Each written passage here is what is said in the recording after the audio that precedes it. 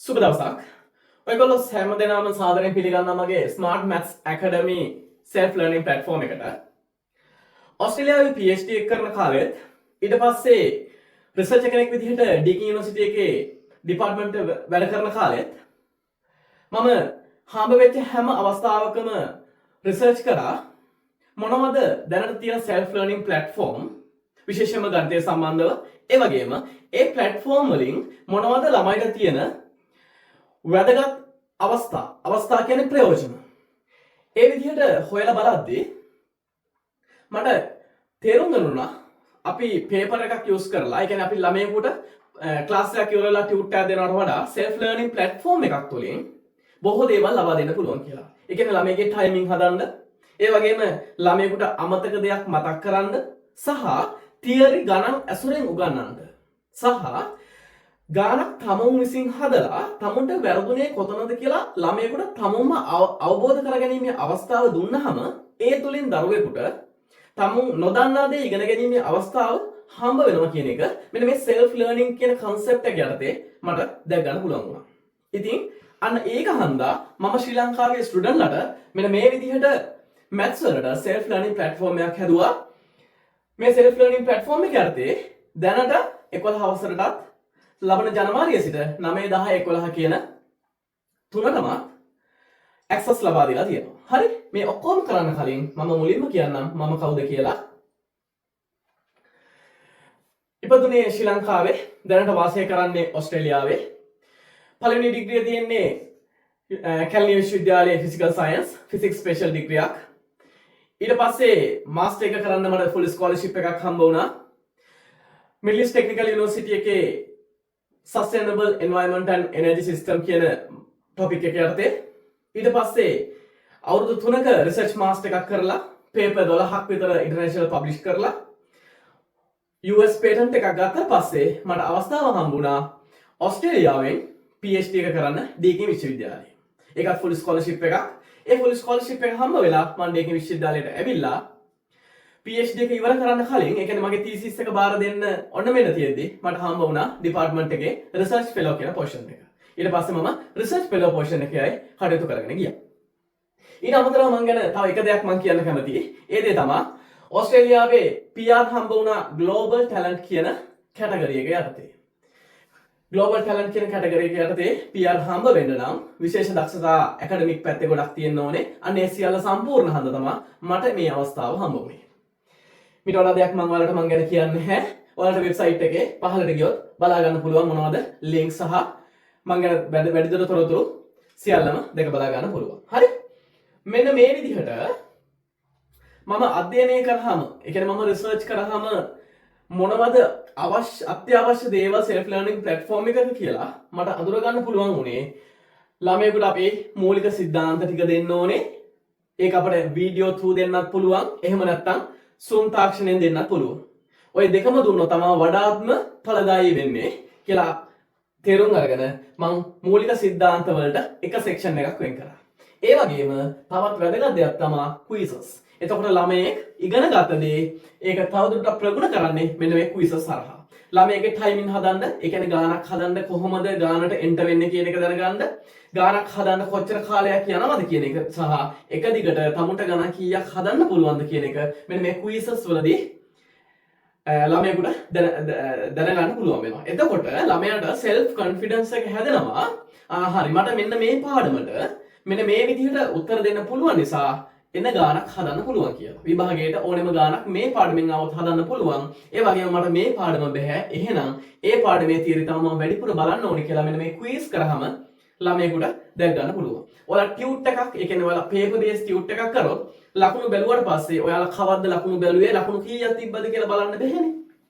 හැබැයි ඔයාලා ක්විස් එකේ අවස්ථාව දීලා තියෙනවා.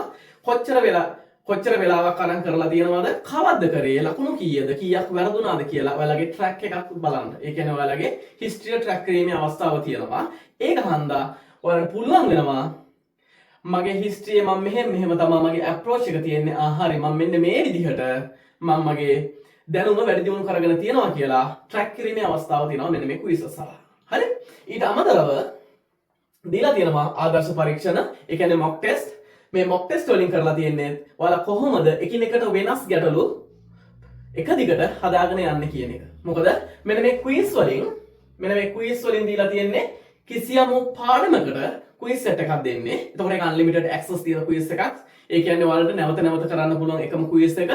හැබැයි ඔයා නැවත කරද්දී ඔයාලට එන්නේ වෙනස් ගැටලුවක්. අපි හිතමුකෝ එකම ගැටලුව ආවා කියලා. හැබැයි ඔයාලගේ පිළිතුරු එකම ගැටලුව උනත් පිළිතුරු දෙන්න ඕනේ විදිය වෙනස් කරලා තියෙන්නේ. පැහැදිලිද? හරි. එතකොට ඊගාව ආකාරය තමයි පාස් පේපර් ඩිස්කෂන් එකක්. එතකොට පාස් පේපර් ඩිස්කෂන් එකකුත් එක්ක ඔයාලට මේ ෆුල් පැකේජ් එකම මම ගෙනත් තියෙනවා. මෙන්න මේ මුළු පැකේජ් එකම ඔයාලට වෙන්නේ මාසෙට 1500යි. මාසෙට 1500යි කියන්නේ මාසේ පළවෙනි සතියේ මේ 1500 ගෙවන්න ඕනේ කියන එක නෙමෙයි. ඔයාලට ඕනෑම අවස්ථාවක මේක ගෙවලා මේ වෙබ්සයිට් එකට සහභාගී වෙන්නේ මේ අවස්ථාව තියෙනවා. ඒකේ තියෙන වැදගත්කම ෆස්ට් ටයිම් සබ්ස්ක්‍රිප්ෂන් එකක් එක්ක ක්ලාස් එකකට සහභාගී වීමේ අවස්ථාව තියෙනවා මේ ඔන්ලයින් ප්ලැට්ෆෝම් එක හරහා. ඒ කියන්නේ ඔයා අද ගෙවුවා කියමුකෝ.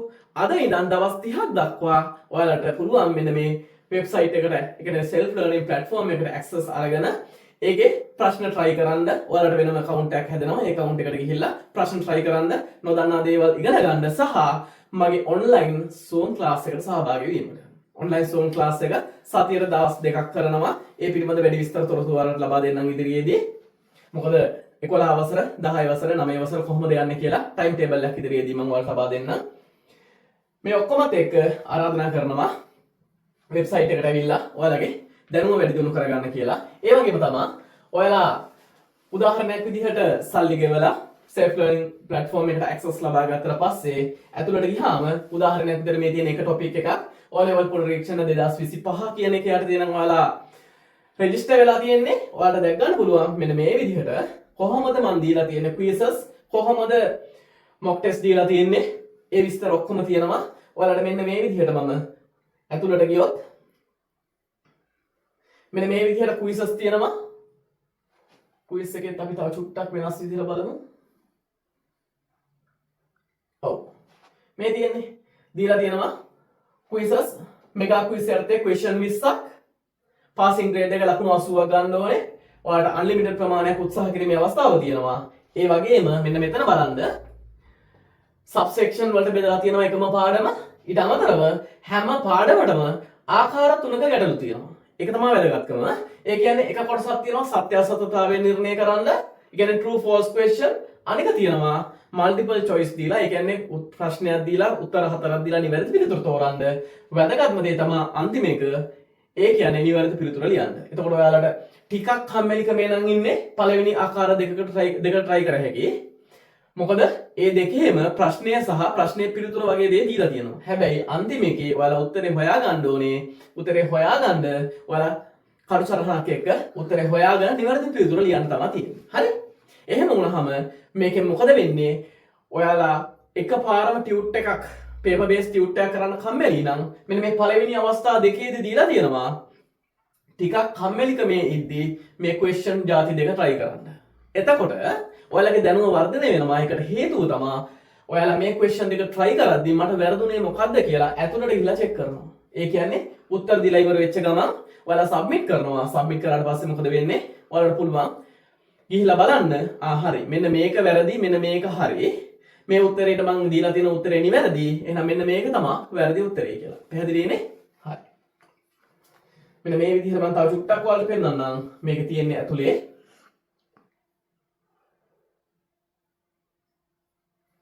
ඇතුළට ගියාම බලන්න පුළුවන් full screen එක මෙන්න මේ විදිහට ගන්න පුළුවන්. මෙන්න මේ විදිහට ඇතුළට ගිහිල්ලා බලන්න පුළුවන්.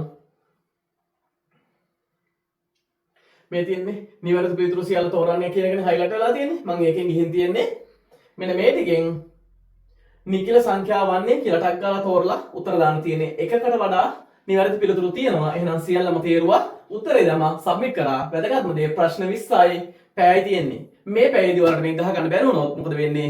මේක කෙලින්ම auto submit වෙනවා. එහෙම නැත්නම් ඔයාලා කලින් ඉවර කරොත් මෙන්න මේ විදිහට submit next ගිහිල්ලා අන්තිමට quiz එක submit කරන්න පුළුවන්. හරි?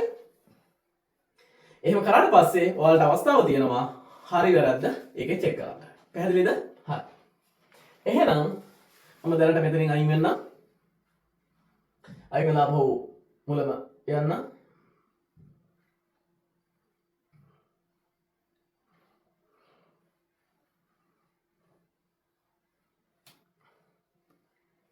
එහෙනම් ඔයාලට ආරාධනා කරනවා මගේ self learning platform එකේ register වෙලා ඔයාලගේ ගණිත ගැටලු හැදීමේ හැකියාවත් ගණිතය පිළිබඳ තියෙන ආසාවත් වැඩි දියුණු කරගන්න කියලා.